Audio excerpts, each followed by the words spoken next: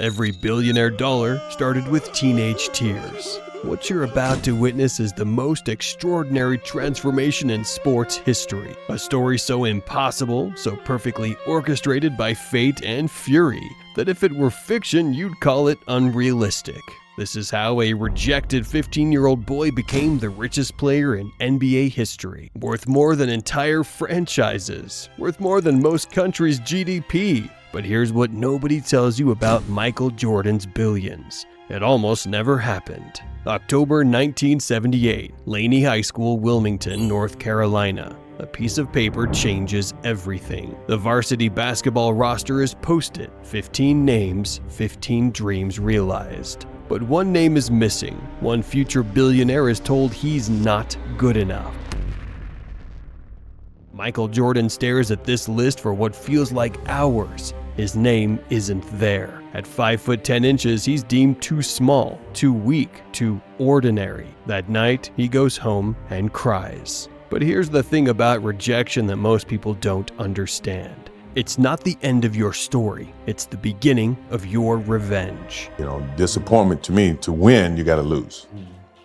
To be successful, you got to have something that's not successful. While his older brothers cropped tobacco in the brutal North Carolina sun, sweating for pennies, Michael tried it once and refused to continue. I went out there one day and swore I wouldn't do it again. It hurt my back too bad. That refusal revealed something deeper. Michael had already decided he would find another way. He would get paid to play, not to sweat in fields. His mother, Dolores, worked multiple jobs. His father, James, supervised equipment at General Electric. They were building toward middle class, one paycheck at a time. But Michael was building towards something else entirely. Something nobody could see coming. Because what happened next defies every rule of physics, probability, and common sense. The human body isn't supposed to grow 8 inches in 2 years, but Michael Jordan's body didn't get the memo. 5 foot 10 inches becomes 5 foot 11 inches, then 6 foot 0 inches, then 6 foot 2 inches, then 6 foot 4 inches,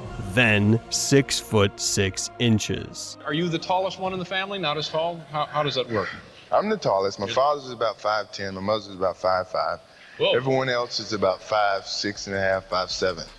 But it wasn't just his body that was growing, it was his obsession. Every morning at 6 a.m., rain or shine, Michael Jordan was in that gym, alone, shooting, missing, shooting again. The janitor would find him there. The coaches would find him there. His mother would have to drag him home for dinner. This wasn't practice, this was possession. Junior year, 26.8 points per game. The same kid who couldn't make varsity was now unstoppable. Senior year, 25 plus points per game. McDonald's All-American, college scouts fighting over him. But here's what's absolutely insane about this story. The greatest transformation was still coming, and it had nothing to do with basketball. Because in 1984, a decision was made that would change not just Michael Jordan's life, but the entire global economy of sports. A decision that almost didn't happen. June 19, 1984, the NBA draft. Michael Jordan should have been picked first.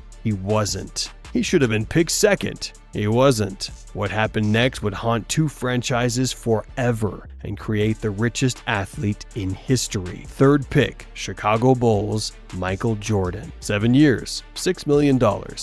Chicago Bulls pick Michael Jordan of the University of North Carolina. Good money for 1984, but not generational wealth. That would come from the most unlikely source imaginable, a shoe company that was dying. Nike in 1984 was a running shoe company desperately trying to break into basketball. They were getting destroyed by Converse and Adidas. Their entire basketball budget, $250,000 for everyone combined. But one man saw something nobody else could see. Sonny Vaccaro looked at Michael Jordan and saw the future, not just of basketball, of business, of culture, of everything. Here's the crazy part. Michael didn't want to sign with Nike. He wanted Adidas. Did you have a shoe company that you wanted to go with?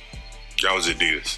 He'd worn Adidas his entire life. He loved the brand. He was ready to sign, but his mother said 4 words that would create a $1 billion empire. You have to listen. Michael, You have to give them an opportunity. The meeting that almost didn't happen. The pitch that changed everything. The contract that broke every rule. Nike offered Michael something no athlete had ever received. His own shoe. His own brand. His own percentage of every sale. Adidas couldn't match it. Wouldn't match it. Didn't understand what they were losing. April 1st, 1985, the Air Jordan 1 launches. Nike projected $3 million in sales over 3 years. They made $126 million in year 1, but that was just the beginning. What happened next wasn't just basketball history, it was business history, cultural history, the birth of an athlete as brand. And it was about to get absolutely insane.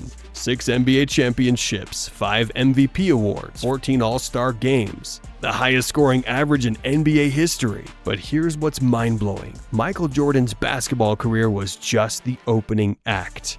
Every dunk sold shoes, every championship sold shoes, every highlight reel sold shoes, every poster on every kid's wall sold shoes. Spike Lee understood it first. It's gotta be the shoes. Wasn't just a commercial, it was a cultural revolution. Kids in Chicago wore Jordans. Kids in Tokyo wore Jordans. Kids in Sao Paulo wore Jordans. Kids who had never seen a basketball game wore Jordans. Michael Jordan wasn't just playing basketball, he was building a global empire, one swoosh at a time. But then, tragedy struck. July 23, 1993, Michael's father, James Jordan, is murdered. 2 teenagers are scheduled to be arraigned in connection with the shooting death of James Jordan, father of basketball superstar Michael Jordan. Play with the irony of that. His father was murdered on the day of the same number he made famous. The man who told him to take the Nike deal. The man who believed in him when nobody else would. Michael retires, walks away from basketball at his peak. Tries baseball. The world thinks it's over. They have no idea what's coming next. Because when Michael Jordan returned to basketball in 1995, he wasn't just coming back as a player. He was coming back as a business empire. 3 more championships. 3 more years of global domination. 3 more years of building the most valuable athlete brand in history. And then he did something that would make him richer than any athlete who ever lived.